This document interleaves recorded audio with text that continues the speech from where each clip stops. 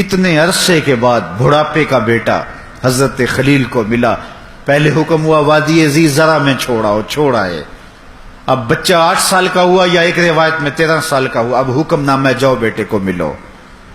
مالک کھلونے لے جاؤں؟ کہا نہیں، ایک چھری لے جاؤ، ایک رسی لے جاؤ.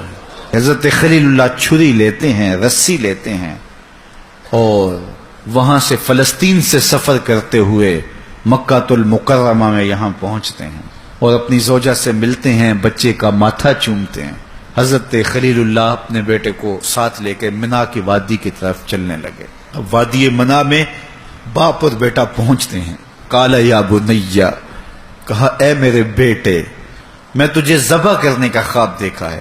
فانظر ماذا ترى، اب تو بتا تیری رائے کیا ہے. باپ بیٹے کو بھی شامل کرنا چاہتا ہے اس کار خیر میں، رب کے حکم کی تعمیل میں.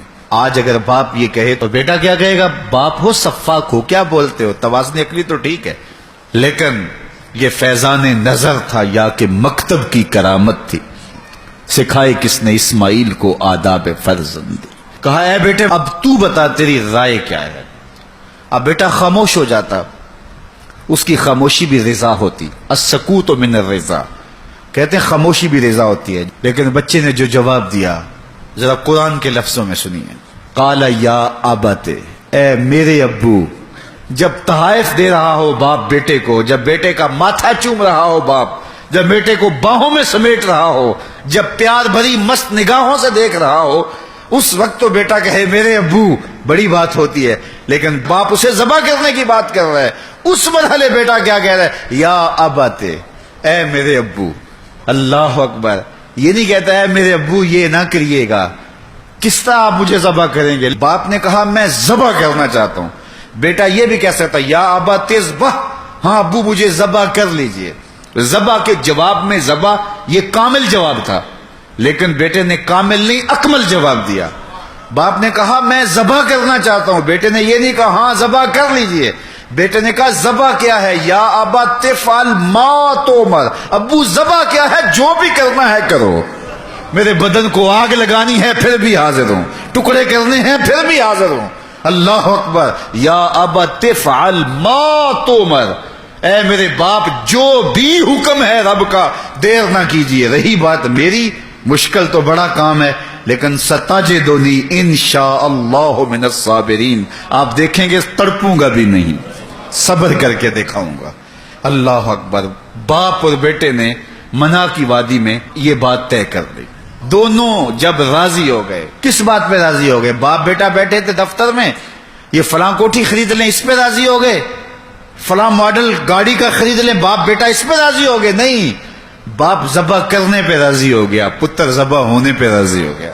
باپ نے بیٹے کو پیشانی کے بل لٹایا کہ بیٹے کا منمونا چہرہ میرے سامنے نہ ہو. رسی ساتھ لی تھی. کہا ابا جان مجھے باندھ لیجئے، کہیں ایسا نہ ہو کہ میں تڑپوں اور میرے تڑپنے کی وجہ سے آپ کو تعمیل حکم الہی کرتے ہوئے دیر ہو جائے. اور پھر کہا کہ اپنی آنکھوں پہ بھی پٹی باندھ لیں، کہیں میرا چہرہ آپ کے تعمیل حکم میں رکاوٹ نہ بن جائے. آنکھوں پہ حضرت خلیل پٹی باندھ رہے ہیں اور بیٹے کے ہاتھوں کو، بازوؤں کو اور ٹانگوں کو رسیوں سے جکڑ دیا گیا. باپ نے ہاتھ میں چھری پکڑی تو حضرت اسماعیل بولے ابا جان رکیے. کیا ہوا؟ کہا میری رسیاں کھول دیں. بیٹا کیوں؟ کہا کل کا مورخ یہ نہ لکھے باپ ذبح کرنا چاہتا تھا، بیٹا ہونا نہیں چاہتا تھا. باپ نے باندھ کے کیا. کھول دے رسیاں، نہیں تڑپوں گا. اللہ اکبر. رسیاں کھول دی گئیں. حضرت خلیل نے بدستور آنکھوں پہ پٹی باندھی ہے اور بیٹے کو لٹایا. قرآن نے اس منظر کو بیان کیا. ہاتھ میں چھری پکڑی، بیٹے کی گردن پہ رکھی.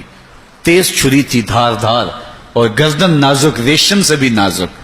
چھری کے لگتے ہی کٹ جاتی نازک گردن، لیکن حضرت خلیل نے پورا زور دے کر کے چھری کو پوری قوت کے ساتھ پھیرا، لیکن ایک بال بھی نہیں کٹا.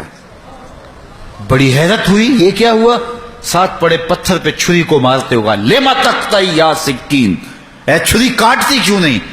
چھری نے آواز دی خلیل مجھے کاٹنے کا کہتا ہے، جلیل کہتا ہے خبردار ایک بال بھی کاٹا تو. دوبارہ استغفار پڑا اور چھری کا کونا حلق پہ رکھ کے پورا وزن اس کے اوپر ڈال دیا، گلا کٹ گیا، خون بہنے لگا۔ حضرت خلیل اللہ دل ہی دل میں شکر بجا لا رہے ہیں کہ اتنا بڑا کام تھا بیٹے کو ذبح کرنے کا، شکر ہے رب کے حکم پہ میں وہ کر گزرا۔ لیکن بیٹا ذبح کیا ہے، بدن کپ کپا رہا ہے، فوراً آنکھوں سے پٹی کھولی اور دیکھا کہ بیٹا ذبح نہیں ہوا، دمبا ذبح ہوا ہے۔ بیٹا پاس کھڑا مسکرا رہا ہے اور حضرت جبریل امین بھی پاس کھڑے ہیں۔ تو حضرت خلیل اللہ کی زبان سے بے ساختہ نکلا اللہ اکبر، تو حضرت اسماعیل نے کہا لا الہ الا اللہ واللہ اکبر، تو جبریل مسکرا کے بولے اللہ اکبر وللہ الحمد۔ کہا اے ابراہیم قیامت تک تمہاری قربانی بھی باقی رکھیں گے، زبانوں سے نکلے جملے بھی باقی رکھیں گے۔